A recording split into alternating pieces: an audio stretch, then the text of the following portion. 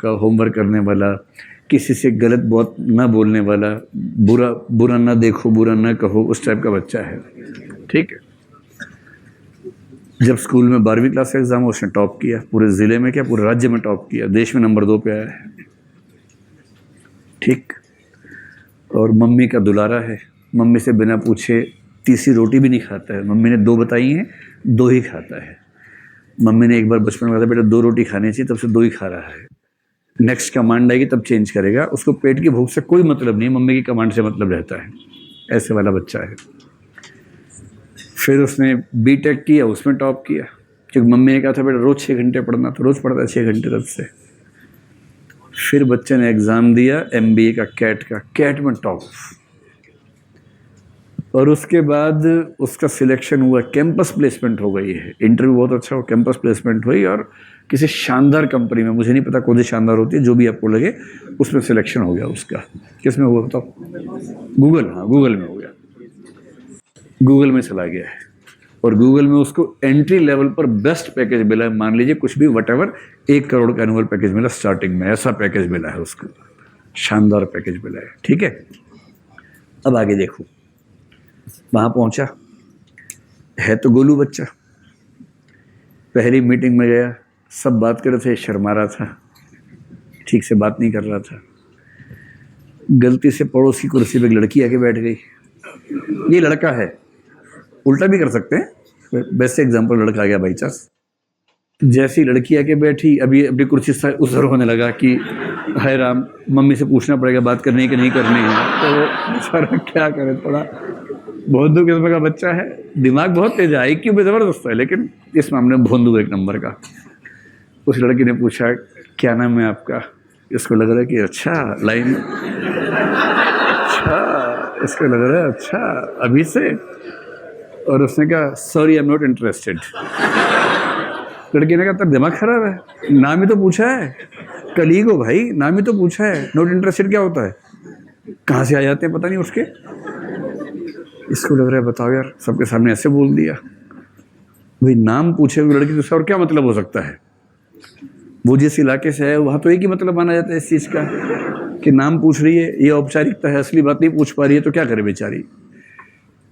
ऐसा भोंदू है, किसी से बात नहीं कर पाता है, मंच पे जा नहीं पाता है, जहाँ 4 लोग खड़े वहाँ से भाग लेता है, पार्टी वार्टी तो उसमें जाता ही नहीं कभी किसी भी हालत में। और इसी के क्लास से एक छँटा हुआ बच्चा था जो एग्ज़ाम से 2 दिन पहले किताब का मुंह देखता था, मुंह दिखाई किताब से करता था, और 2 दिन में ठीक से पढ़ के नंबर ठीक ठाक ले आता था। उसने कभी टॉप नहीं किया, उसे कभी टॉप करने का अरमान भी नहीं रहा, उसे इस बात का दुख भी नहीं है कि टॉप नहीं किया, वो इस बात से खुश है कि उसने पूरा साल ठीक से जिया, न कि अपना साल खराब किया टॉप करने के चक्कर में। स्मार्ट है, कोई शादी ब्याह हो वहाँ जाके डांस करता, खाना खा के आ जाता है। मस्त मौला आदमी है। और ये इसी कंपनी में इसने भी इंटरव्यू दिया, इसका सिलेक्शन हो गया, छोटे पद पर हो गया। भाई साहब का हुआ 1 करोड़ के पैकेज पे, इसका हुआ 5 लाख के पैकेज पे। इसका काम छोटा मोटा है, सबका हालचाल पूछो, चाय वाय देख लो, पी रहे कि नहीं पी रहे, उस तरह का काम है इसका। ये डेनियल गोलमैन का एग्जांपल दे रहा हूँ मैं आपको, मतलब मैं भाषा बदल रहा हूँ, उसको भारतीय कर दिया, लेकिन एग्जांपल उसी का है। इस बात की पर्याप्त संभावना है कि 3 साल के बाद ये दूसरा व्यक्ति पहले व्यक्ति से आगे निकल जाएगा। और वो निकलेगा इसलिए नहीं कि IQ ज़्यादा है, इसलिए कि EI ज़्यादा है। और जैसे जैसे वो आगे बढ़ेगा, इस IQ वाले को तनाव हो जाएगा। IQ वाला जो है ना, ऐसे लोगों को नर्ड कहते हैं आजकल, नर्ड, पढ़ाकू टाइप का, मतलब रात दिन पढ़ने वाला जो बच्चा होता है, नर्ड है। इसको तनाव हो रहा है कि मैं क्यों आगे नहीं बढ़ पा रहा हूँ, ये इतना खराब बच्चा था क्लास में, झूठ भी बोलता था, ये तो इसको नौकरी मिल कैसे गई, और ये आगे बढ़ता जा रहा है, और मैं जो सतयुग का बच्चा हूँ, मैं आगे नहीं बढ़ पा रहा हूँ। अब इसको तनाव हो रहा है। इसके पास तनाव का समाधान एक ही है, इसने सीधे गूगल पे गया, अमेज़न पे गया, बुक ढूंढी, हाउ टू बी स्मार्ट।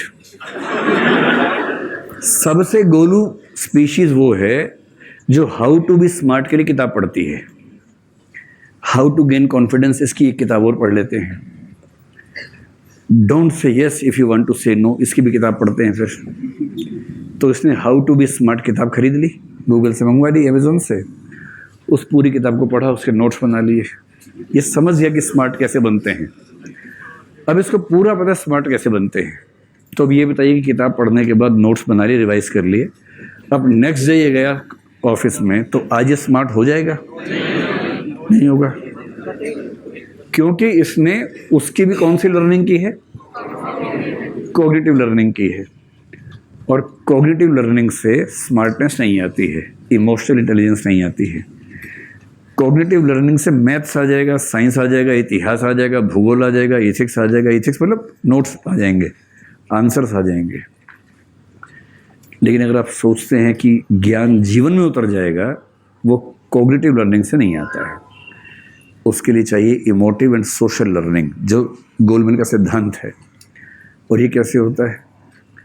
ये होता है बार बार, सैकड़ों हजारों बार अभ्यास करने से। इतना अभ्यास करना कि न्यूरॉन्स के पाथ वैसे बन जाए। किसी पार्टी को देखते जो डर पैदा होता है, उसके बजाय आकर्षण आने लगे पार्टी को देखते ही। और ये तब होगा जब सैकड़ों बार उस चुनौती को झेल कर वो काम करेंगे जिस काम को करने में रूह कांपती है। इसलिए गोलमैन ने कहा कि इमोशनल इंटेलिजेंस सीखना असंभव नहीं है, संभव है, लेकिन इसको सीखना गणित सीखने जैसा नहीं है।